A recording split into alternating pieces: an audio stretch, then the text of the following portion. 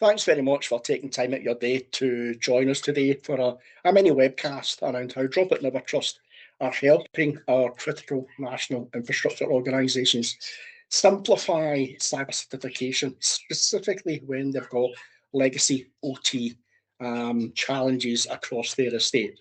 So everything I'm about to discuss today is available as a no-risk upfront, free of charge proof of concept. If it's of any interest to you, please contact us to arrange that. But without any further ado, let's look at the particular challenges across OT environments. OTs everywhere across our critical national infrastructure, whether that's oil, gas, water, nuclear, healthcare, transport, or aerospace. The challenge that we see and when we speak to these organisations is that these devices, as I alluded, these devices are manufactured to last several decades. But the operating systems and the software that sits on these devices and manages these devices, unfortunately, only has an average lifespan of 5 to 10 years. So whether that's Windows XP, Windows 7, Windows 10, or Server 2000, 2003, and so on, those operating systems change every 5 to 10 years. And unfortunately, the OT world can't keep up with it because a lot of those software was written on old plugins and .NET, etc., Java, the Initiator, old browsers. They don't run on today's modern platforms. And that's giving the OT managers across these verticals specific challenges on how they maintain and keep these devices up to speed. Likewise, if you look at the National Cyber Security Centre's annual report last August, there's definitely an increase in cyber threats and cyber attacks, and in particular, there's more focus on our critical national infrastructure. Last year alone, there was a 130% increase year on year on general incidents, and 18 of them were classed as serious impact on essential service providers, such as oil, gas, energy. So there's definitely a pattern there. But if you're an OT manager, how do you maintain, secure, and the upkeep of those devices when the operating systems and software is failing cyber accreditation? And every year, the National Cyber Security Centre are raising the bar on what's acceptable to be cyber accredited. And the biggest challenge that we see, as I've touched on, is the fact that many of these OT devices rely on old systems, old operating systems, and old software. They just simply won't run on modern hardware. And this is where the catch-22 situation is for those organisations who are being mandated to not only apply and meet the latest cyber accreditation standards, but there's new laws and regulations going through Parliament right now as we speak, where there's a more focus, especially on the back of what happened to Jag Land Rover, Marks and Spencer's, etc. The UK government and the companies that we speak to on a daily basis, they cannot afford to have the impact of a cyber breach downtime, and more importantly, the impact that could then have on the public, the people they serve. So how do you secure something that's 20 years old and only runs on an unsupported operating system? It's got no security patches and updates. Well, the good news is Droplet have achieved half, NIS 2, every cyber accreditation status out there. We have been pen tested across all verticals, where on a regular basis, our customers and our partners pen testers to address that very thing. So, and more often than not, most of the customers who have approached us have came to us on the back of a failed pen test because of the very problems that I've highlighted.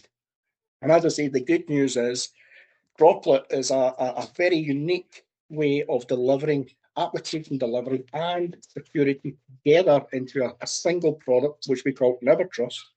Unlike the zero trust solutions, we never trust anyone, and we take that legacy application that's vulnerable and unsupported, and we then wrap it up in our security bubbles to secure and protect it, and then deliver it back in the latest modern operating systems. More importantly, we do not change any ones or zeros. The way we deliver it is disruption without any disruption. We modernize your environment without disruption in a very unique way. Now, I'm going to pass you over to my colleague Barry, who'll talk you through exactly how we achieve this. Barry, over to you. So it's all about managing that cyber risk. It's all about building resilience in the world that Derek's just described to you. You're in a catch-22, as he's already said. One side, you have the challenge of that you can't move forward. It's tied software sometimes to legacy hardware. We can lift and shift that to you and isolate the risk in a way that means that it's not available on the network, that you're not having any of those risk factors because it's running on a modern operating system, totally air gapped, isolated, away from the underlying subsystem, such that it can't be seen by the network. You can't get out to the outside world. And it enables you to protect against those hacks in a way that we never trust anything, because Derek said, the way in which we wrap up our ones and zeros, we sit on a quantum encrypted network. It's in its own IP space and it runs on the modern operating systems on modern hardware.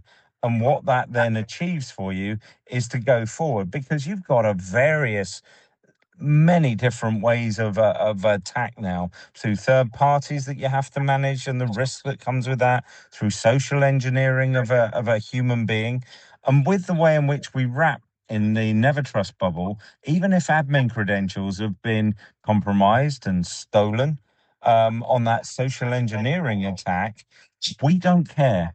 We will still see it as external traffic, block and drop that at the edge, while giving all of that compatibility in a world where the application remains unchanged, integrating things like custom built PCI bus cards, serial ports, and all of those various things that you have to deal with on a day-to-day basis. Back to you, Derek. Yeah, so as you can see here from the screen, no, as Barry described, we are a very unique way of taking your legacy application, and we can run any x86 app on any 64-bit OS, and that's server side and client side. And I think one of the key things, as Barry alluded to there, is the fact that first thing we do with that legacy application that's vulnerable and seen as a sweet spot for a cyber breach is we isolate it above the operating system, away from the network, and protect it within our unique never trust bubble. And again, as Barry touched on, that quantum resistant encryption layer, again, preventing man in the middle attacks, and our 4-key revolving cipher that evolves every second to a point in time. So we've put a lot of security focus. Although we are an application delivery platform, we're actually a security product more than that. We deliver applications right up to NIS2 and CAF standards. And our unique way enables us to work with organizations like OEM. We've signed recent OEM agreements with several hardware vendors, Dell, HP, and Lenovo, to address that hardware obsolescence challenge. Many of the OT organizations we speak to today have legacy infrastructure that they cannot modernize. They're having to go to second user routes to buy spare parts. Through our OEM agreement, we can address that legacy OT device. We can take that old 20-year-old workstation and give you a new Windows 11 or Linux version with your application wrapped securely within our architecture, delivered back the same way it has been working for the last 20 years. The big difference is it's now running on Windows 11 on a brand new device. Many of the customers we speak to address this challenge take those devices off their network to address the cyber accreditation and cyber security standards that have been set out there by the National Security Centre.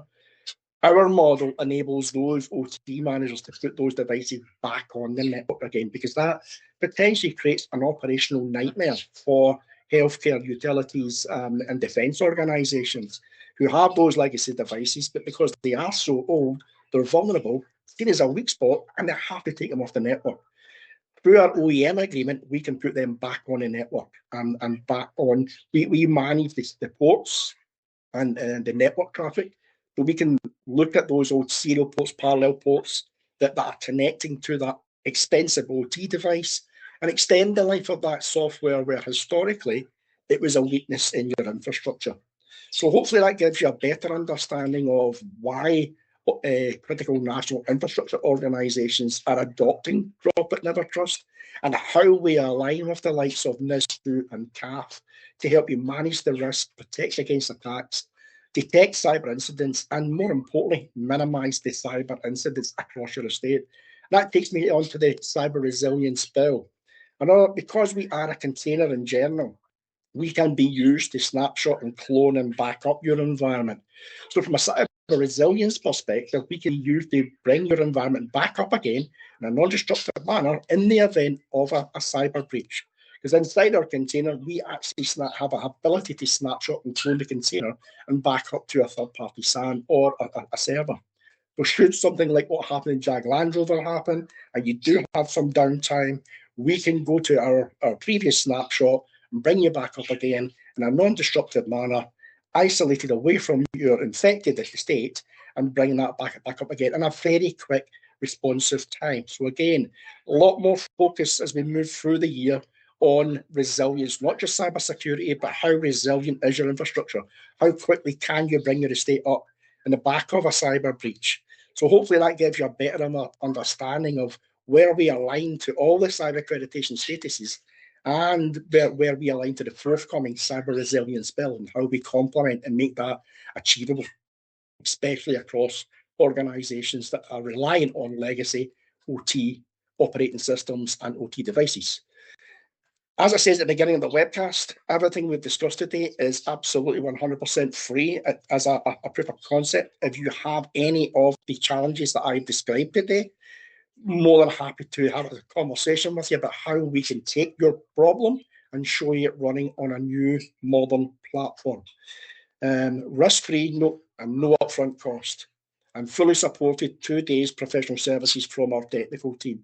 So if it is of any interest, please reach out to us at info@dropit.world. And to find out more about Drop It, we have a YouTube channel, Drop It Never Trust, and our website is dropitnevertrust.com. So again, thanks very much for taking time out your day today for the webcast, and we will be in touch in due course.